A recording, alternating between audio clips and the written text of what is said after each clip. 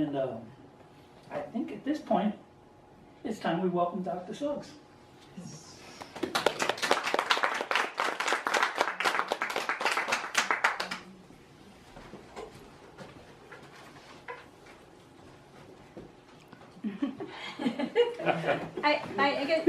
I gotta say, the way I performed the song was slightly different than how I practiced it, and because I was so happy I found a word to rhyme with fish, but I left it out today. I was supposed to say limitations that don't exist, because exist kind of rhymes with fish, but I just said limitations, and for some reason I was at the end of my line, I had to go to the next line. So I just want to point out the message is don't let limitations that don't exist, because the fish were in this fishbowl, and then they put them in the pond, and they still swam like this, even though the limitations did no longer exist. So we do that too sometimes, so we have to remember to explore bigger circles. Right? Exactly right, yes. Exactly right. That was, thank you. You're welcome. From the bottom of my heart.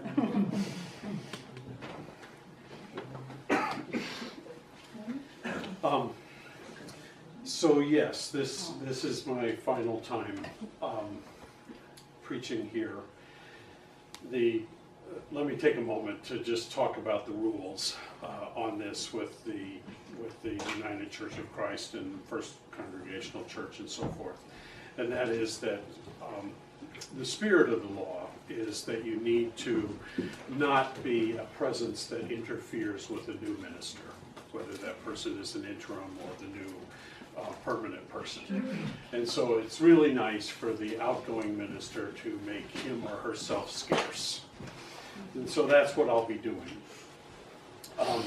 However, it's also the case that I'm a member of First Congregational Church, and I'm a member actually of this church also, the Unity Church.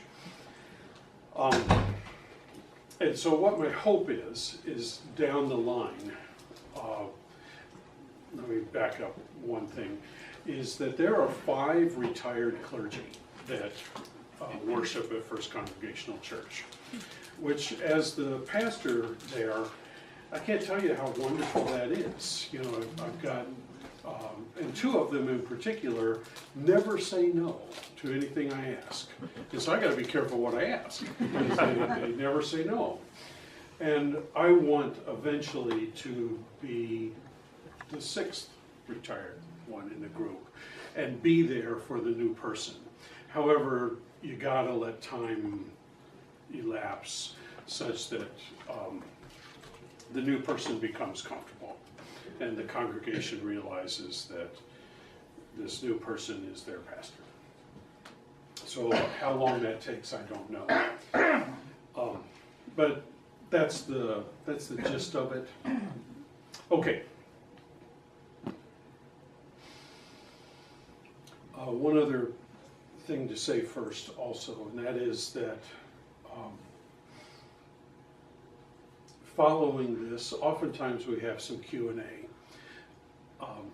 which I dearly love.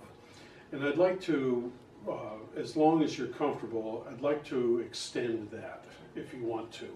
So that if you have questions that don't have anything to do with this, feel free.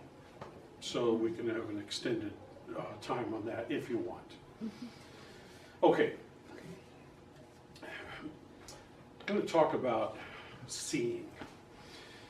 And this illustration that I'm going to tell you about, it's been reworked verbally, but it's nearly a millennium old. It's 900 some years old.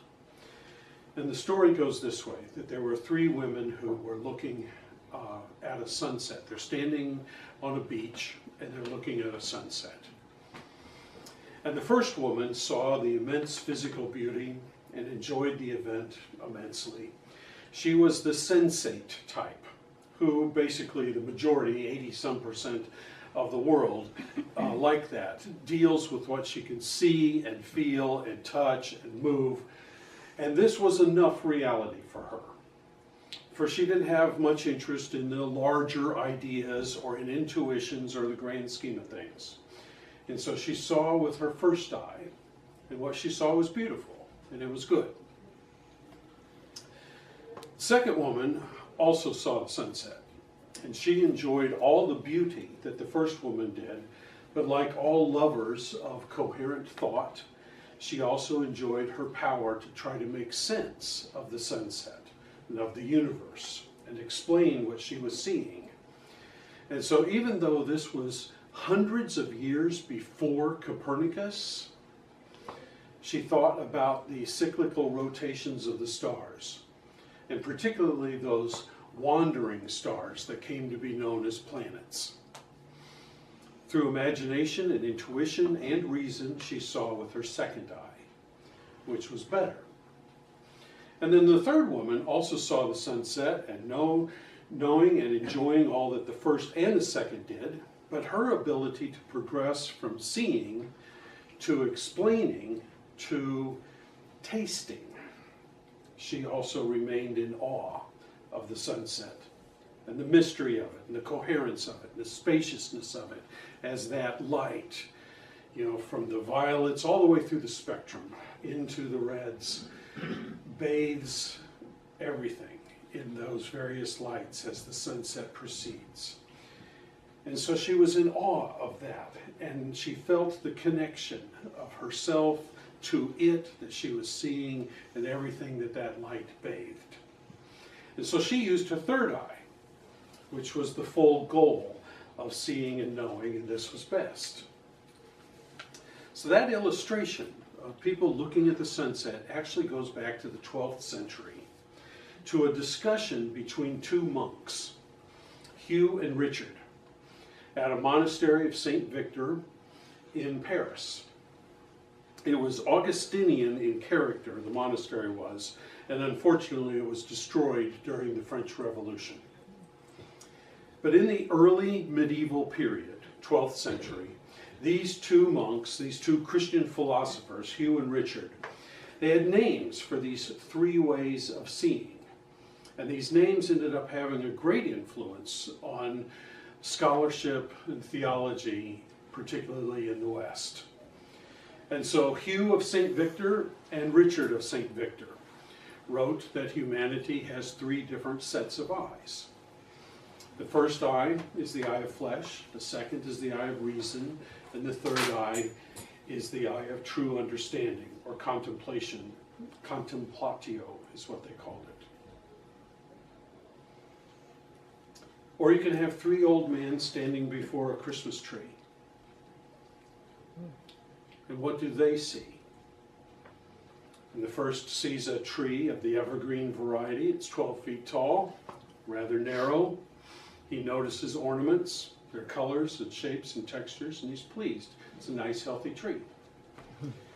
The second sees that, but thinks more deeply about the xylem and the phloem, and the flow of sap. He wonders how come the sap doesn't taste anywhere near as good as maple sap. And this tree still drops its needles, but intermittently, rather than all at once, like the maple. Wonders why that's so. Maybe it's some evolutionary advantage, who knows? And the third sees some of what the first two see, but takes it deeper yet. And for him, that smell of the pine, which is really refreshing and pleasing and forest-like, well, that smell also hints at the smell of turpentine, which makes him think of fossil fuels.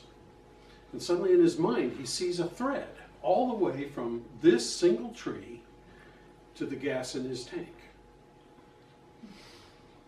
And being a mobile creature, viewing this tree with two legs, he contemplates what it must be like to spend your entire life without ever moving, not even once. What does being rooted mean anyway? What's it like to live for centuries instead of decades? How does that change our perspective? And so he wonders about all these things, and it doesn't stop for him. Do trees have personalities? As actually recent scholarship has shown that there are such things as aggressive and shy trees. Does this tree have friends and relatives nearby?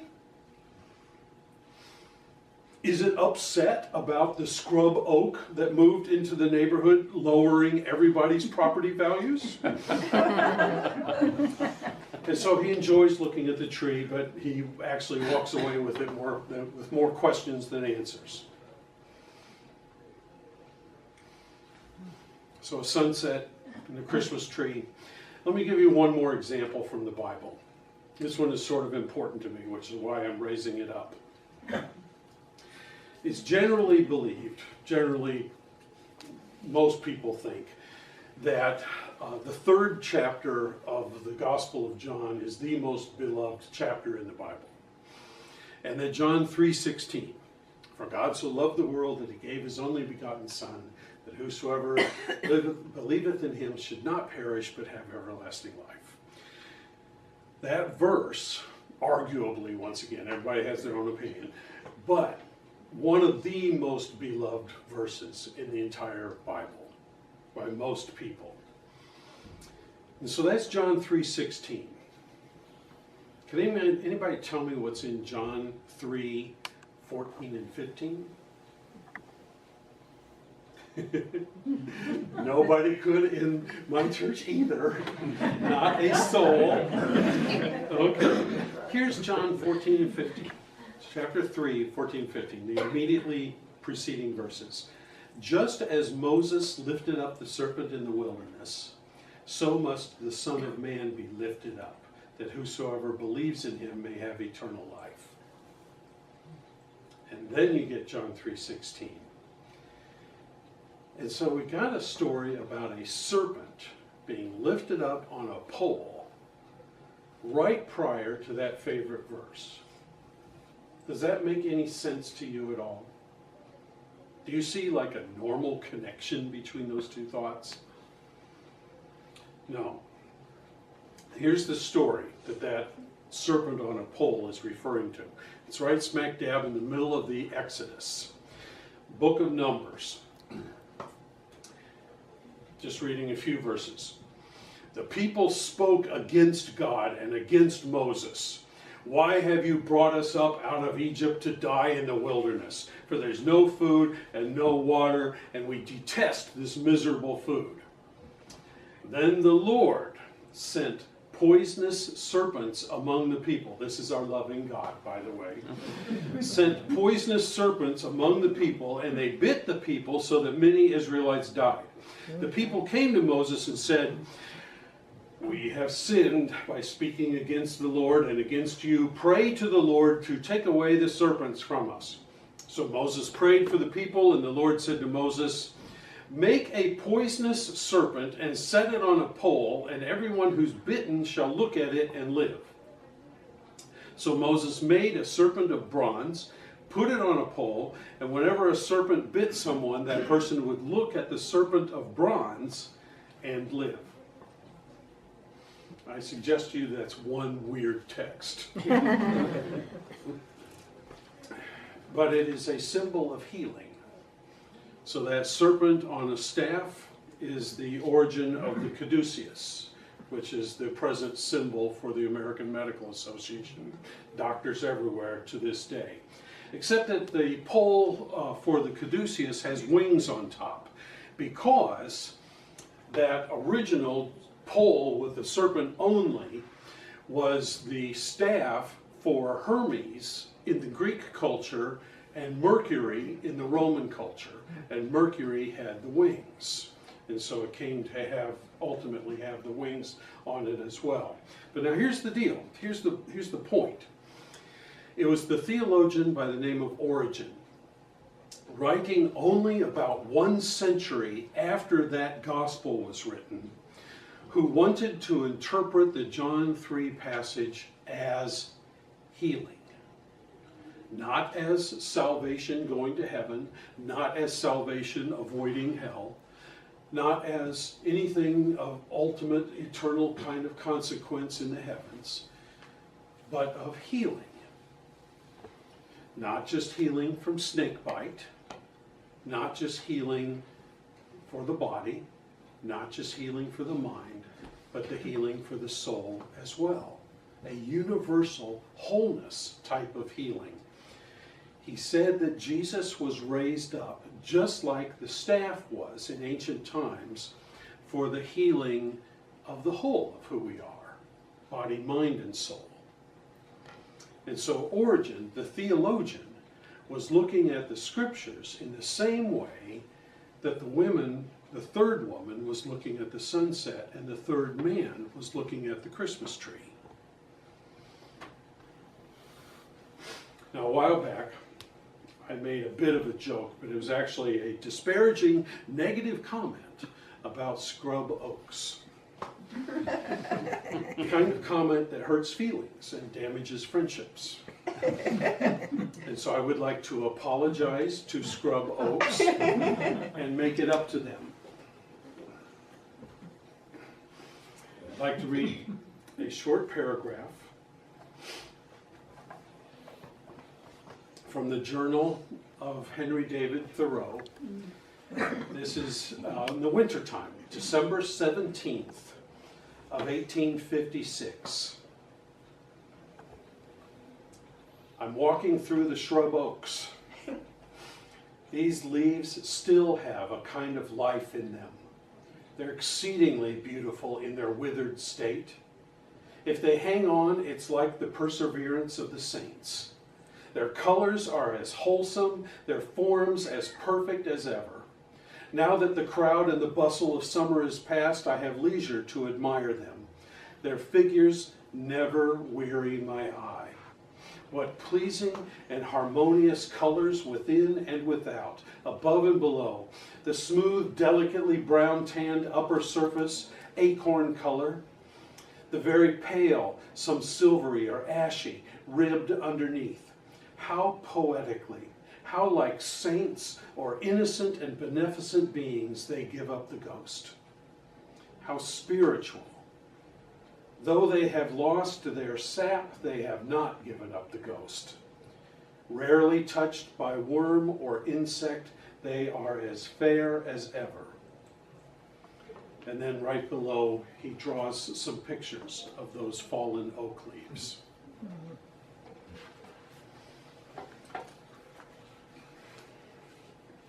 Examples, just merely examples of seeing with our third eye, not content with what we see on the surface. And so the title of the sermon, if you remember from the email that you got or with the sign out front, the title of it is, Do You See What I See? So I was driving along, listening to the radio, and not really listening until they came onto the subject of Christmas carols and how there's this preordained set of them. O Little Town, God Rest Ye, I'm Dreaming Of, What Child Is This, A Rumpa-Pum-Pum, Grandma Got Run Over. Actually, that's not one. But then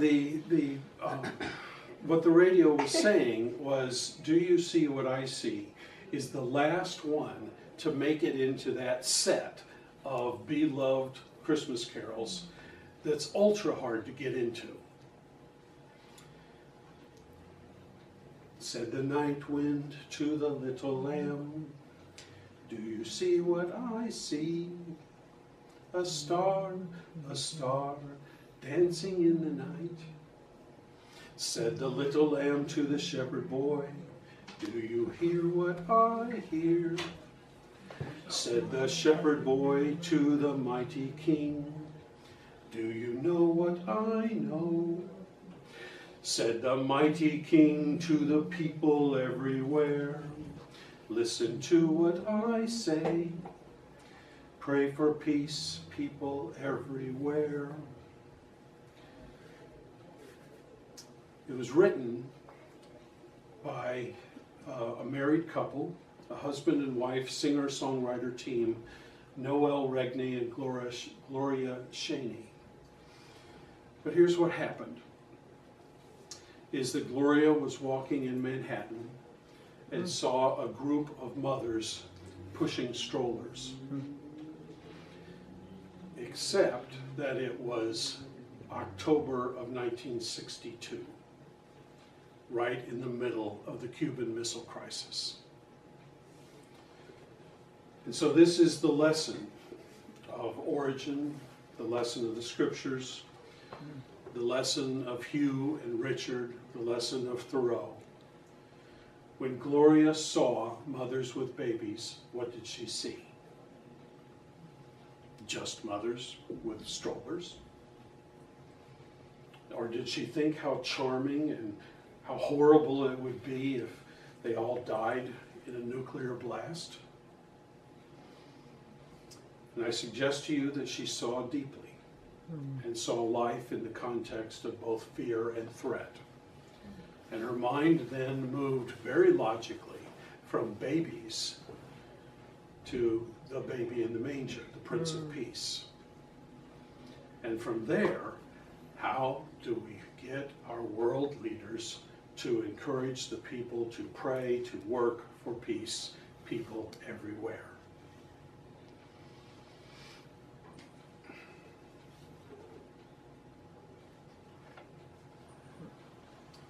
So 10 months later, now this would be in the fall, in October, Thoreau is this time walking through pines. A great part of the pine needles have just fallen. See the carpet of pale brown needles under this pine, how light it lies upon the grass, and that great rock and the wall resting thick on its top and its shelves, and on the bushes and underwood hanging lightly. They're not yet flat and reddish, but more a delicate pale brown, and lie up light as joggle sticks just dropped. The ground is nearly concealed by them. How beautifully they die, making cheerfully their annual contribution to the soil. They fall to rise again, as if they knew that it was not one annual deposit alone that made this rich mold in which the pine trees grow. They live in the soil, whose fertility and bulk they increase, and in the forests that then spring from it. There's a way of looking, there's a way of seeing that produces insight, that produces wisdom, that produces peace, produces joy, that sees Christ. Blessed are the pure in heart, for they shall see God. Amen.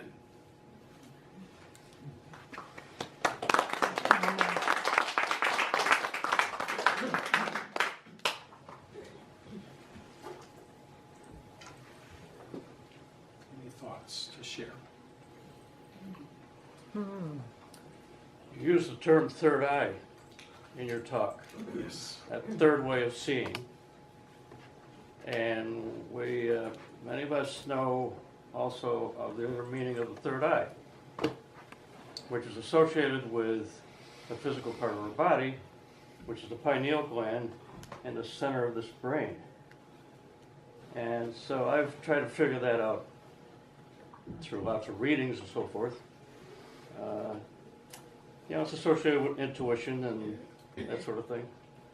So I was thinking as you're talking, maybe it's necessary in creating this physical thing that harbors the soul, that part of that physical being is necessary to have a physical connection, not just sort of a mental. And maybe this pineal gland is it's like the invisible waves of TV and radio and internet and all that sort of thing. That these pineal glands are able to transmit and receive from everyone else's pineal gland in the entire world or universe. I'd never thought of that before. So thanks for having me see something different. It's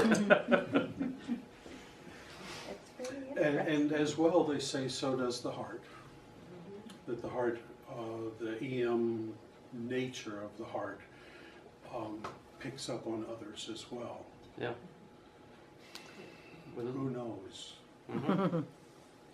Yeah, but thank you. Anyone else? Yes. Peter. Just to add what Jim was saying, so that the heart is actually literally a brain too. It has 40,000 neurons. It actually is, and it generates a field of its own that's measurable by science. And so we have three kinds of knowing: our head knowing, our heart knowing, and our gut knowing. Gut's also kind of brain. It's got 60,000 neurons in it. So we think of just this as being our brain, but we have different brains, and the heart is really our portal to higher guidance, to the, or I don't know if you want to think of higher or deeper connection. It's profoundly how we can connect not only with other people, but with the divine. And I know many people in this room intimately know this, but it's good to be reminded of it. And the gut is more of our subconscious knowing, our knowing of like, that's dangerous, don't go there. So they're all very useful sources of information, and really what you're talking about, connecting the Prince of Peace and being that, like that, it's not like just somewhere out there. That's who we are too, right? When we in the moment, when we're in a situation where people are, and we find a way to bring calmness and we are so many chances we get to be the Prince of Peace in light. That's how the divine works through us, speaks through us. And it's good to remember it's not just a story, it's not just something in a book, it's real lived experience. And this is like going to be shameless plugging. But my book, The Soul Guide to a Magical Life, is about how you can be that, practical ways to do that. And I'm going to have more of them outside after this service. Thank you, Kim. Let me give you a silly example that happened this morning. I'm sitting there, I just arrived at my desk. I'm organizing, the desk's a mess. I'm trying to organize some of the papers. And I've got these two little papers. There's a funeral coming up next week. There's two little papers where I've made notes on it about the funeral, and I decided I'm going to staple these together so I don't lose them. And this really obvious thought that came in and just dominated my thinking: don't do it. This is like, give me a break. I can't staple two pieces of paper together. It's like, if there's a problem, I'll tear them apart. It's not a big deal. Don't do it. And so I stapled them together anyway. And immediately, like within 30 seconds, I see two more pieces of paper that need to be added to it. So now I've got to staple them again. And it's just like the dumbest thing, but I heard. That's the gut knowing. The gut knowing, don't staple. Not yet. Not yet. See, you're gonna get like it too. Gosh. Anyway, so it need not have world consequences, I guess, to it. Little rebel. Any other thoughts? Yeah, Vera. I had a couple of thoughts, but one of them is you mentioned that a monastery was destroyed during the French Revolution. And I'd like to know if you know, why would they destroy a monastery during the French Revolution? Do you know anything about that part? I know about that a bit. Oh, go ahead. No, I don't. Because the French Revolution was not only a revolution against the king, it was also a revolution against the Catholic Church in some ways, because of the oppressive nature of that organization.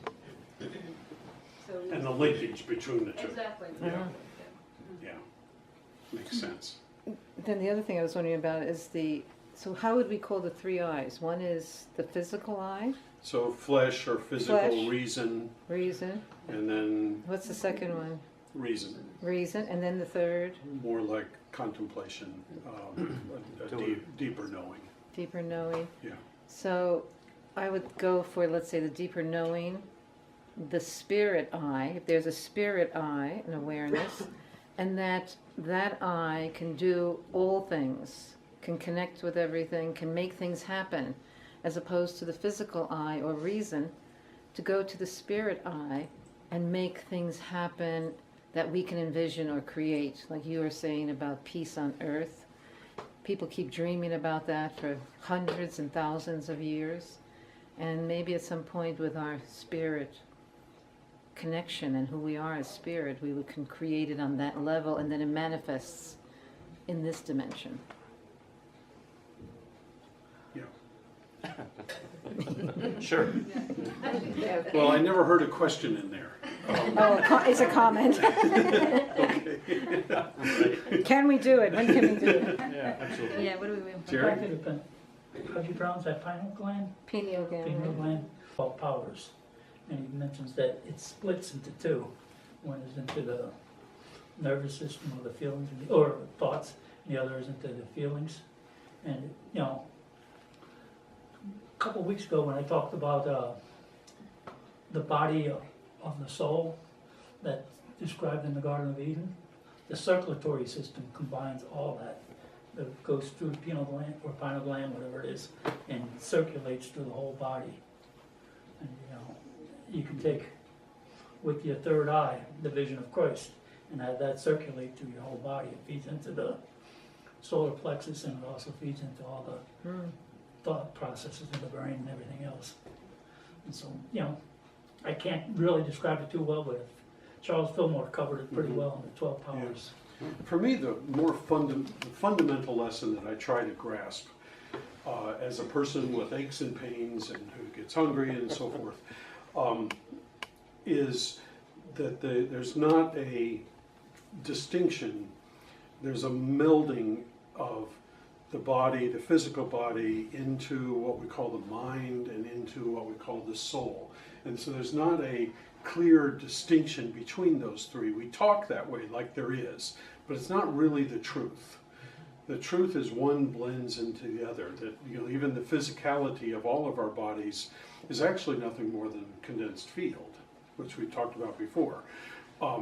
And so the same kind of thing is happening with our mind, you know, the thoughts that we have and the connection of thoughts to the material realm and then also to the spiritual realm. It's just like, don't believe that there's these fine boundaries between them. The boundaries just help us talk about it. It's all mine. Yeah, it's all linked together. Anyone else? I liked all of it. There's so much to think about here, but I particularly like the reference to trees because, and you mentioned the recent, scientific proof that trees, I think they do communicate. They learned that during the gypsy moth thing that the trees would warn the other trees. Right. But I can tell you, I've had a few communications with trees, and they're very frightened of human beings because they are rooted, and they know we can come along and destroy them at any time. And they do know you, like if you have trees on your property, they do recognize you. They recognize, I don't know what they recognize, your energy field maybe. Their consciousness works much slower because they live so long. I don't know, it's hard to explain it.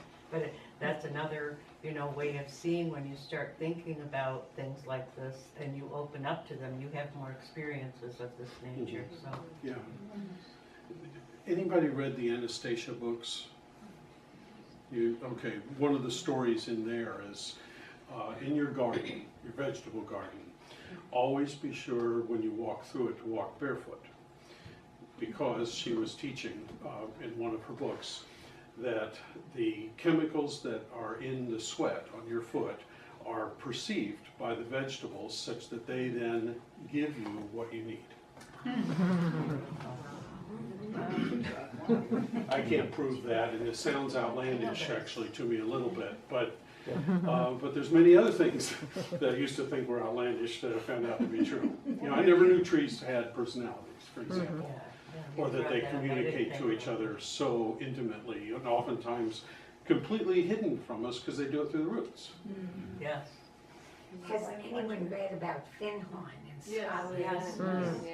And how the plants gave us all these wonderful messages, each Beautiful energy.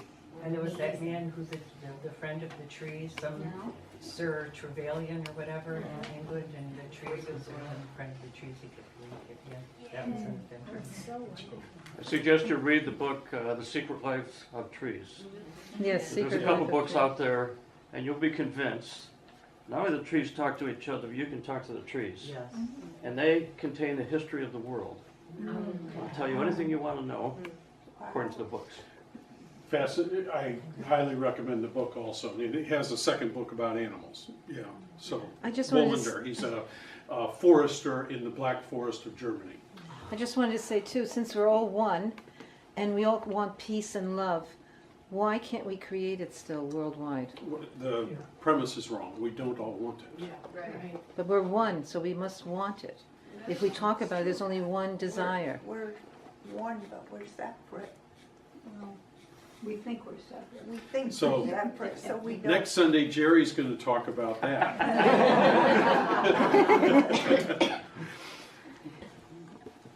Oh, my goodness, okay. From all of us. Well, thank you. Thank you. And thank you. I'd like to remind you about the thank you card back here, if you haven't had a chance to sign it. I didn't get We have a to thank you sign card it. back here for the art. Okay. It's in the back. The I thank didn't you get card. a chance to No, it's in the sign back. In Rose. And that's not the book we wanted to get. That was so sweet of you. So sweet. Thank That you. is a gift card for Barnes and Noble. And when I picked it out, what I really wanted to get was a book with no writing in it. And let him fill it in. Because this man should be writing the book. Shouldn't be, yeah. Yeah. Not yet. Thank you. So, Thank you. card. Wait a second, Okay. Peggy's signing it. I want to go too.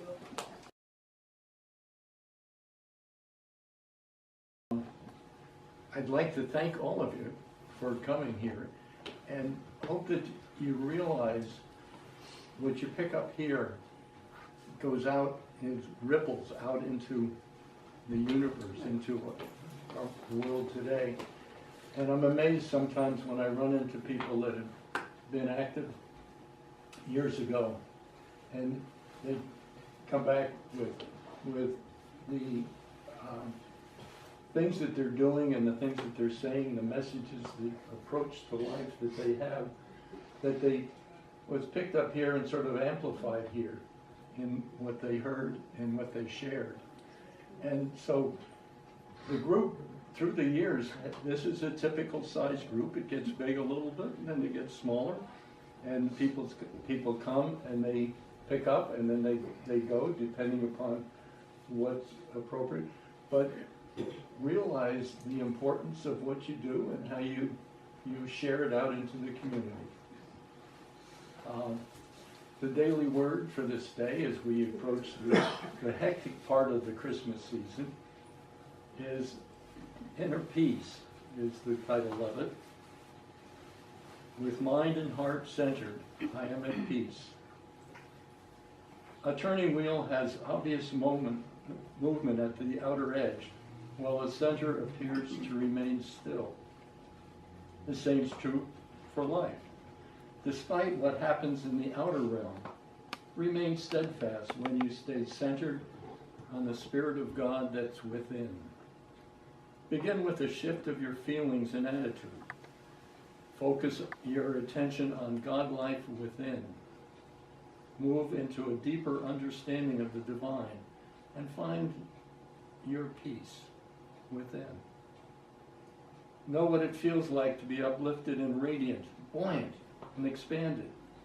Capturing that feeling, move into a deeper awareness of the fluid movement of love in your heart. And now, let that flow, as it flow into that feeling by taking such small steps several times each day, and find yourself poised in a kind of peace that happens readily and easily. Inner peace sustains you at all times. Luke 24:36. Peace be with you. And Merry Christmas. Thank you. Peace be with you. Thank you. Well, that sort of sums up the meditation aspect of things, doesn't it? I mean, finding that inner peace within, even in the hectic. Well, it can always be found within us if you know where to look.